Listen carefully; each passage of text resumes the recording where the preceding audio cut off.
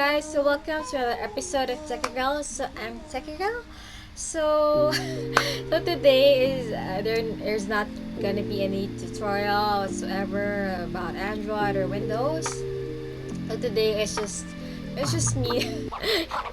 Yeah, ako na. Techie Girl Talks. I call it Techie Girl Talks. I'm gonna talk about how where I got this idea of techie vlog.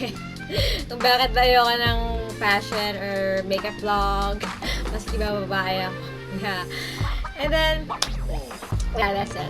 Okay, so actually, I've got a list of questions here that nalilista ko. So, just get it. Yeah. Okay. Give me a moment.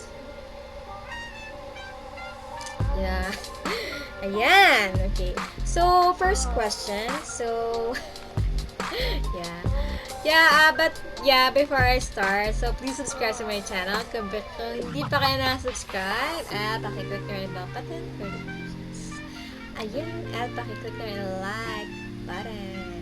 At comment na rin kayo, guys. And, okay, so question number 1, what is your background in technical stuff, gadgets, electronics? Yeah, so before, so was part of an IT team of a US software company that I'm not gonna mention kasi bawal sa kontrata. Ayan. Yeah, so I was part of an IT support team and so tulong ako sa technical stuff. Yeah. Okay. So number 2. So how did your love for gadgets, electronics start?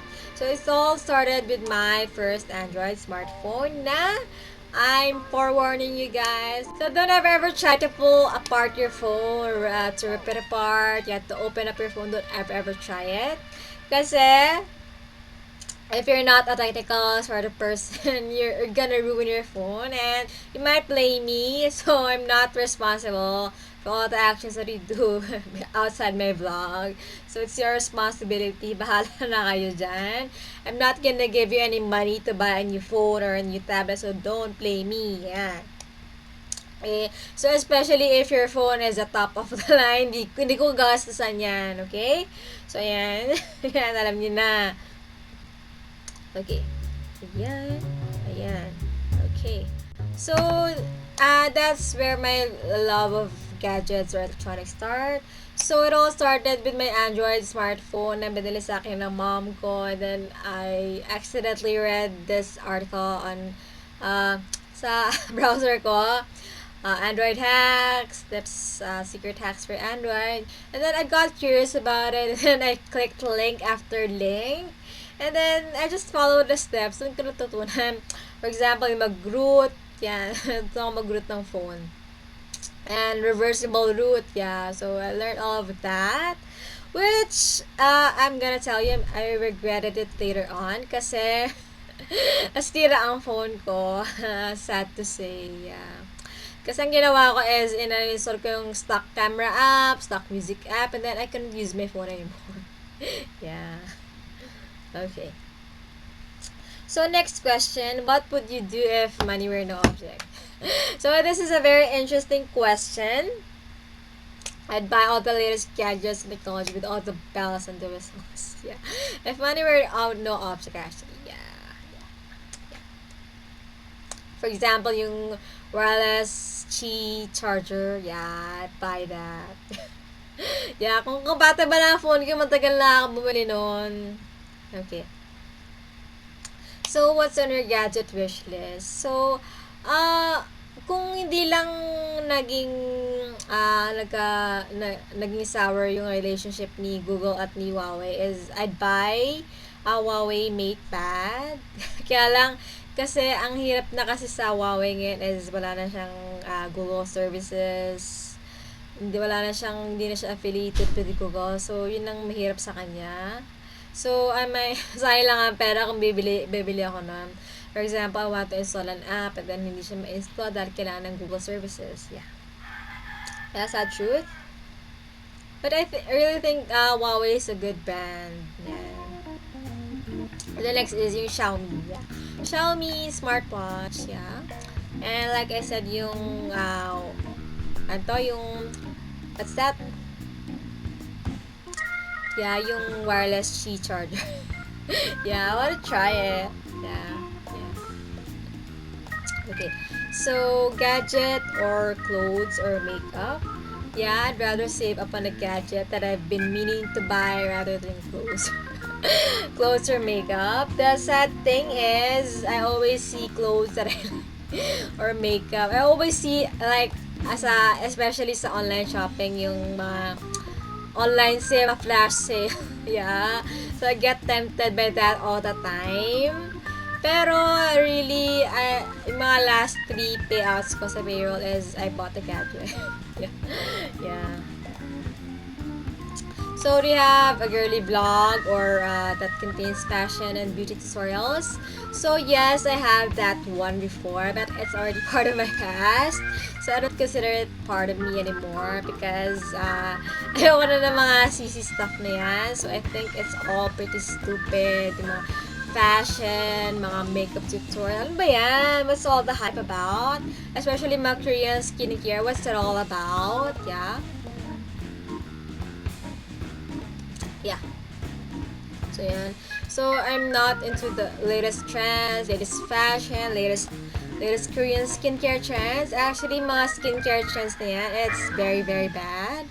Because if it's not tried and tested yet, baka bad sa skin ninyo, di ba?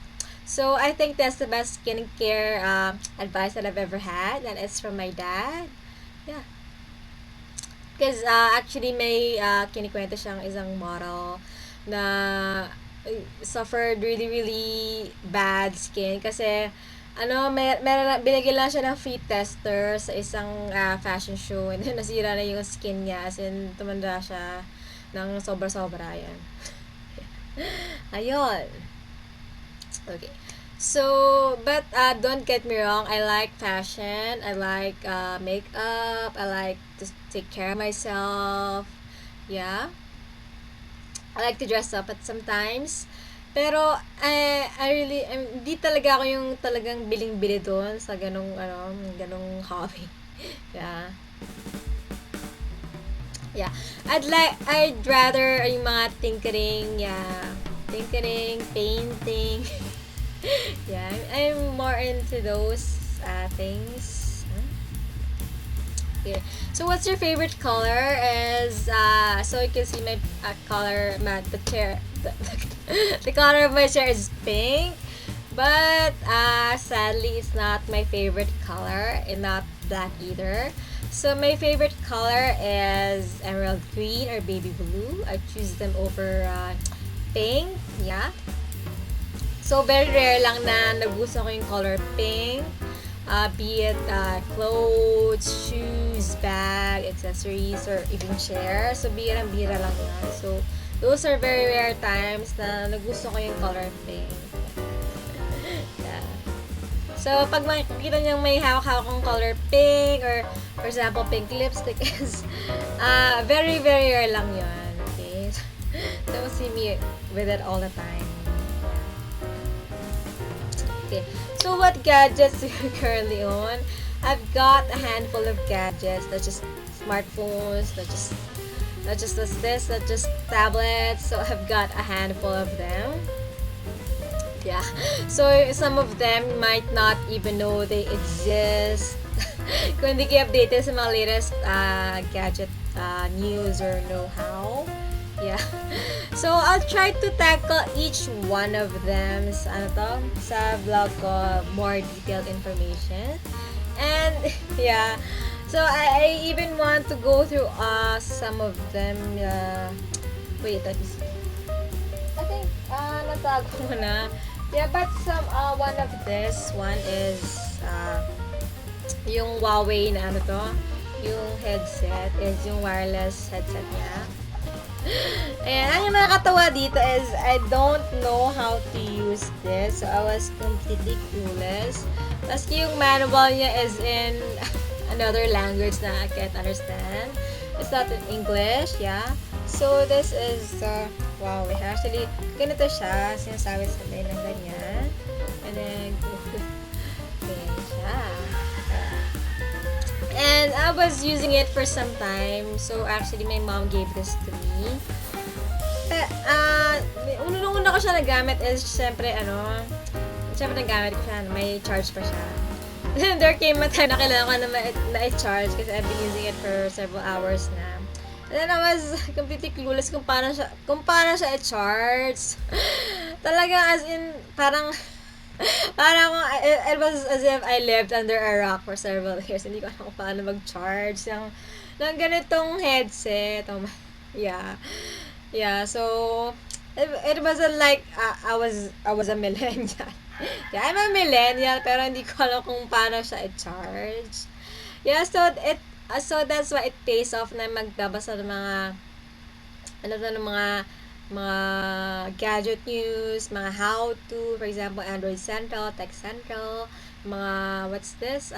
Tech PC, Windows tips and tricks. So it's good to read those blogs, those websites kasi marami kang matutunan ng mga examples, troubleshooting. Did you know? So there's a fun fact about me. So I troubleshoot my own computer. So for example, my computer is acting up, so I fix it myself. Yeah. As much as possible, I don't want to bring it to the technical guy. Yeah, because technical na nga ako eh. Tapos technical. Diba? Yun.